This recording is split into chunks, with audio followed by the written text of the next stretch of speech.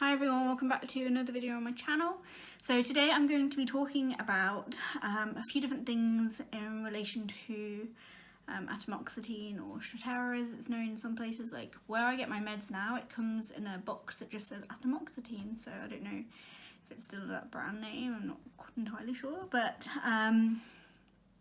I was asked a few things in my comment section yesterday from this one particular person, and I've made some notes on what they've asked me, and I'm going to just read out those notes, and then I'm going to state some of my opinions around this and what I feel that's happened for me, and then I'm going to tell you what my partner said, because I asked him if my personality has changed, and he kind of said a few things to me that I wrote some notes on, so I'm looking forward to share those with you. So basically they asked a few different things actually, so I'm just going to read it all and then go into more detail. So, what about losing hyperfocus? Do you still come up with creative ideas? I know it gets better, as you say, but I just want to know what not to expect. So I think this person said they'd only been on meds for a few days. So they wanted to know sort of like if the gains outweigh the losses and how so and all of that. I'm curious about many things, like does it affect curiosity? Are you still confident and a little cocky when you know you are right? Stuff like that. I love some of my traits, and if I'm going to lose them, I will be a different personality, or something like that.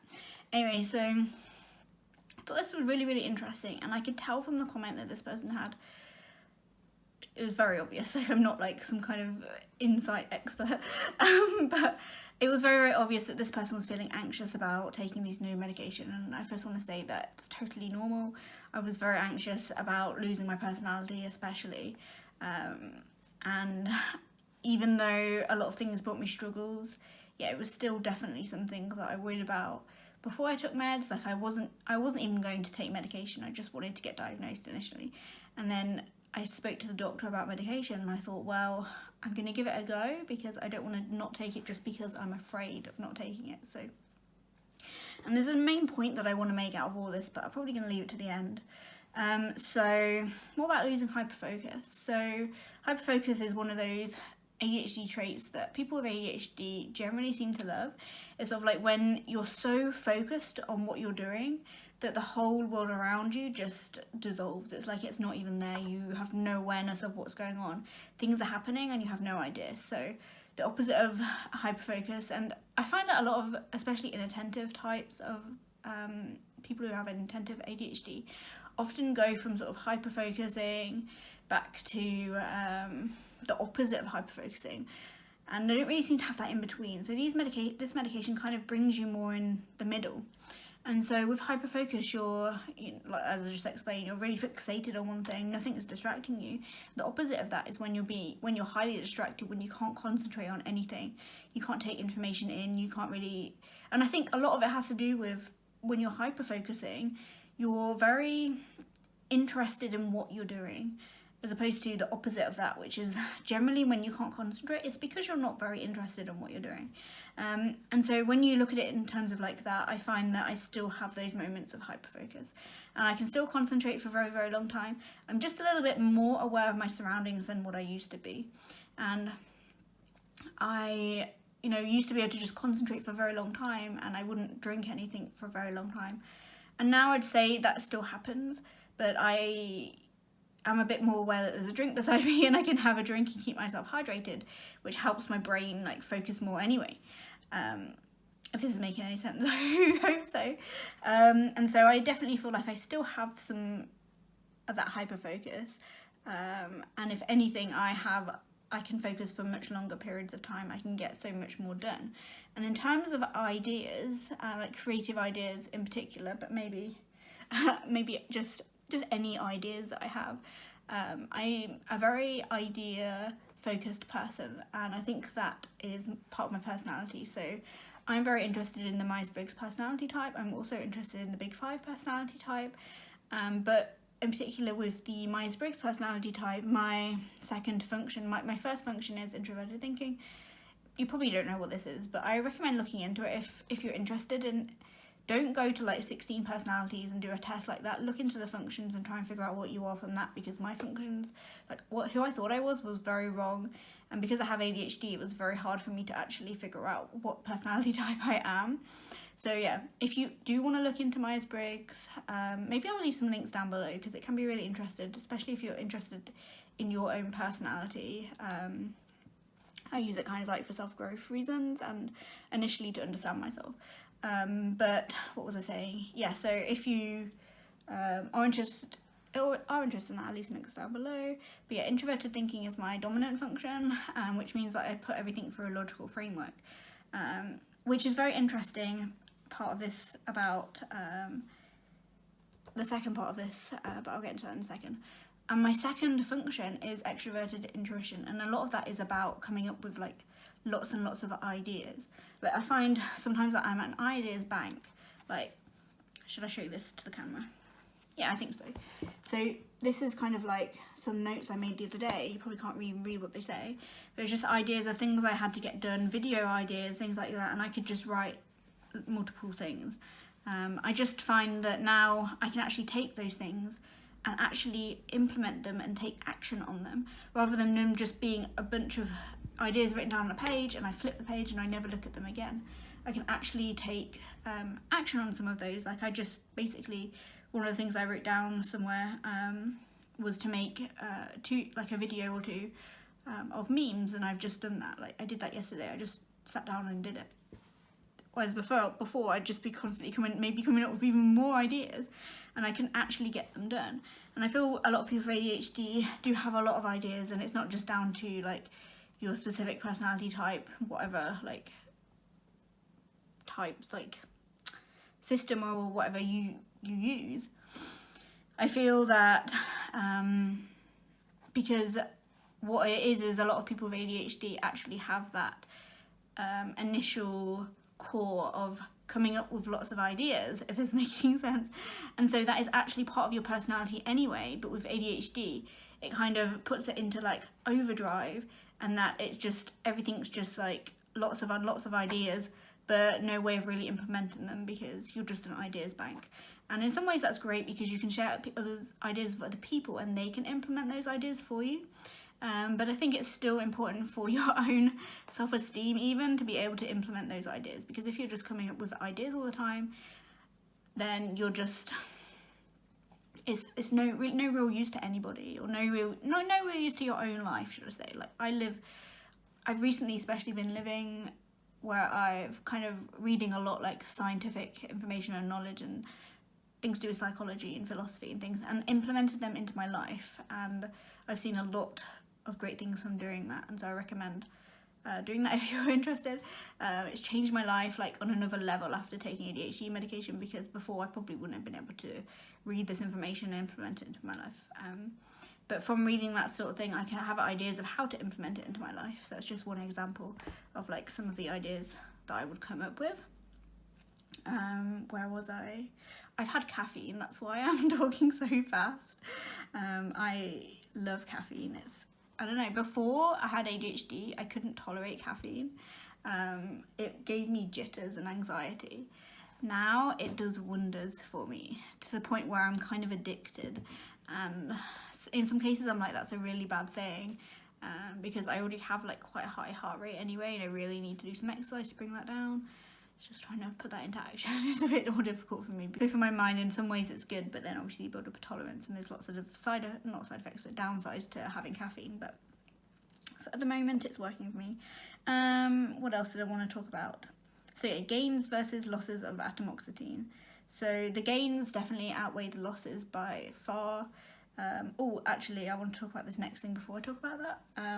So I'm curious about many things, like does it affect curiosity? Are you still confident and a little cocky when you know you're right? Stuff like that. So I definitely have this as a personality trait. I asked my partner, do I do this? And he said that I do this. And I know I do it anyway, because I can feel that I do that. So yeah, I'm just able to stick up for myself more. So I'd say I'm more like that than I used to be. Like I'd say that treating the ADHD has brought out more of my core natural kind of personality, and so if anything, it's made certain things a lot better. if that makes sense.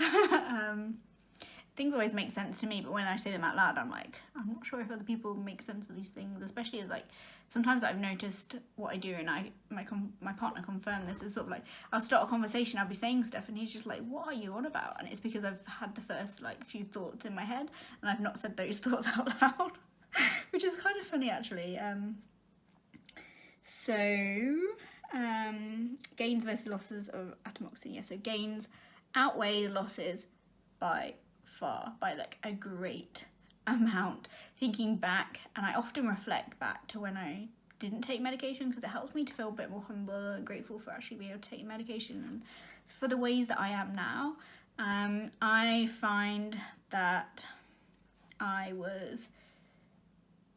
had a personality, and that was my personality, but on top of that was struggles, and then on top of that were more struggles. So like there was my personality at the core, and then above that was like my ADHD and the things that I struggled with because of, just the general things around ADHD, and then top of that was like anxiety, depression, low self-esteem and stuff like that. That anxiety, depression and low self-esteem, those things have all improved. And if they haven't improved, it's because they're natural parts of me. And I'm just somebody who overanalyzes a lot of stuff. I still have a lot of thoughts in my head. And it's weird to me to think that in the past, like, my thoughts were going crazy all the time. Or I was just hyper-focused. And it's crazy to me to think that I could have had, I had so many more thoughts in my head. But now I just sort of sometimes just say things without having to think about them, I guess. So there's that extra layer, and it's that extra layer that becomes the big issue. It's not actually the ADHD itself, it's like the extra layer, which I feel is why as you get older and you become into adulthood, those things become more of a problem, and they definitely have been more of a problem for me. And I think that's also why some adults are, diagnosed later in their life as well. There's other reasons too, so... the losses of taking atomoxetine. I have some things that have happened to me that I can't say are because of atomoxetine, so I'm not necessarily gonna list out what they are. Actually I might do, but they're more related to stress, a different kind of stress, not caused by ADHD. So I've put on weight, which is quite unusual for people taking any kind of ADHD medication. Usually they lose weight, and I know that's to do with something in my own personal life. And then my heart rate has increased, but I've stopped exercising. I haven't exercised for a while, and because of lockdown and this year, I've become a lot more lazy. I haven't been going out much. I haven't been walking even that much. So both things are kind of to do with my physical health, and I feel that they aren't related to atomoxetine. I'm just being completely honest and open with everything.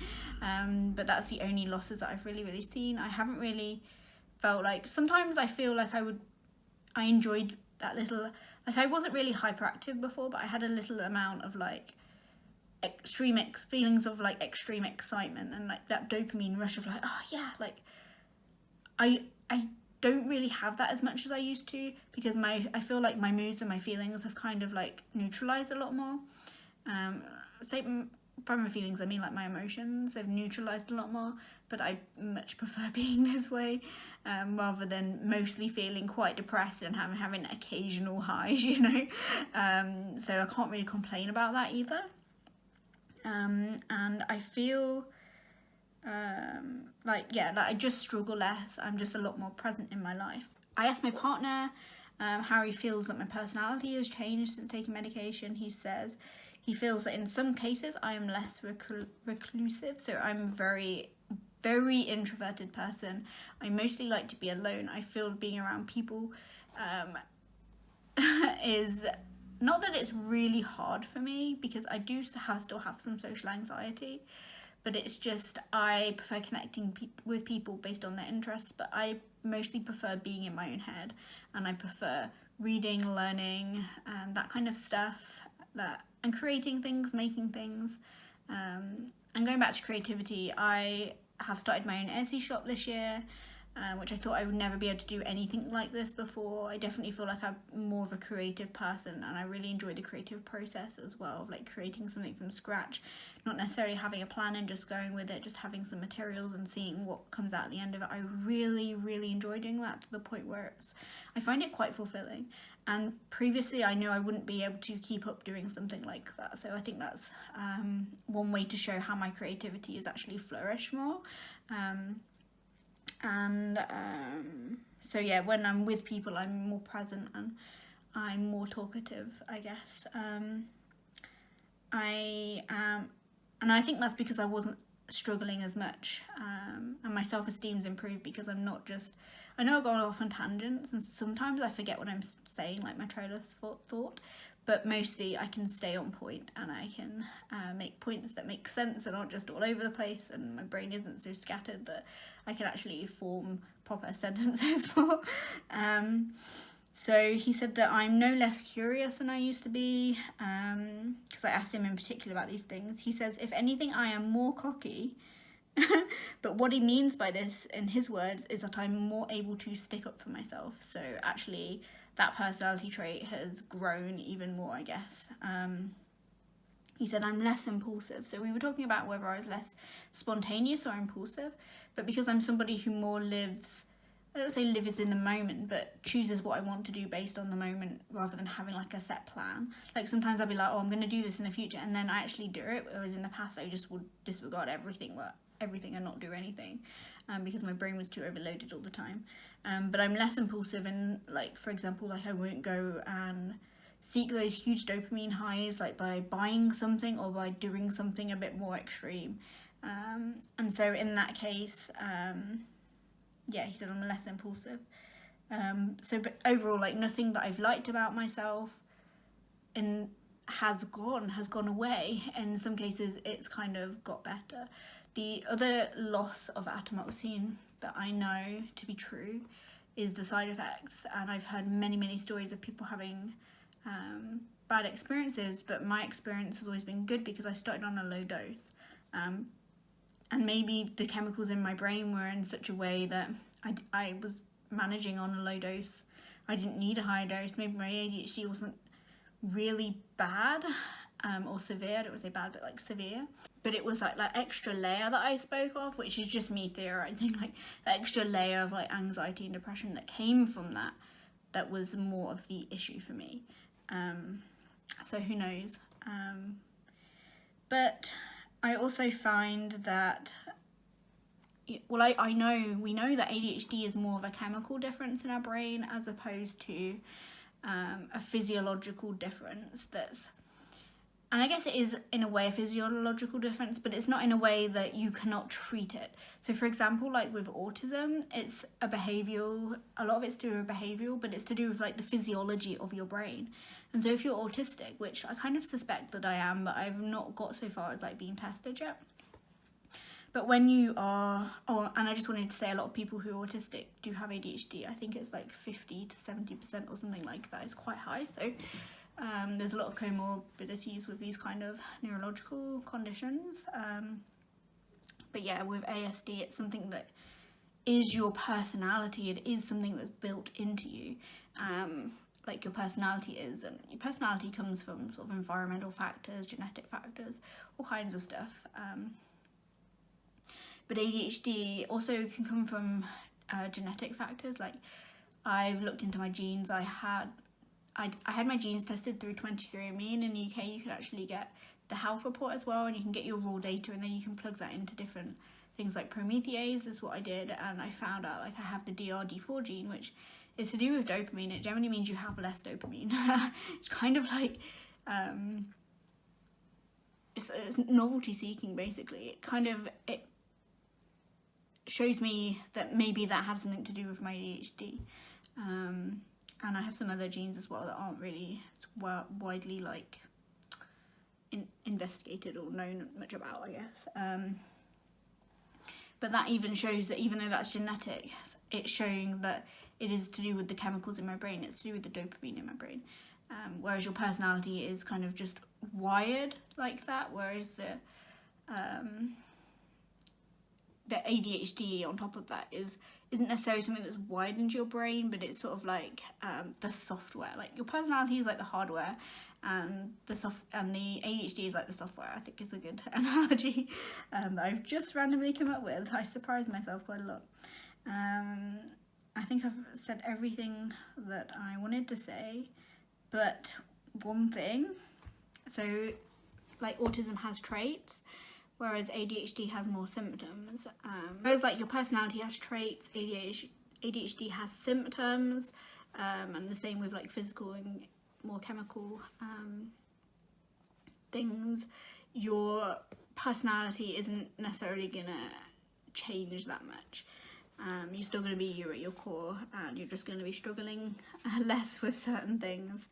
And my main point of this whole video, which I haven't even discussed, is that you can always go back. You can always stop taking medication if you find that it's not working for you. And that was the one thing that kind of got me to take it in the end, because I was like, well, if I don't like it, I can go back. What's the harm that I'm going to do to myself? And yeah, so I think that's probably one of the main points, but it speaks for itself. I don't really have much to discuss about it. So thank you for the person who left me the comment. I'm not going to name them, but thank you for inspiring this video and giving me some things to think about as well. So it's interesting for me, and I hope that this helps anybody who's feeling anxious about taking ADHD medication. And yeah, I basically am just talking about the one type of medication that I take, which is Atomoxetine, but there are multiple different types of medications, and if one doesn't work for you, you can try another one. So yeah, I hope this video helped in some way, and I will see you guys in the next video.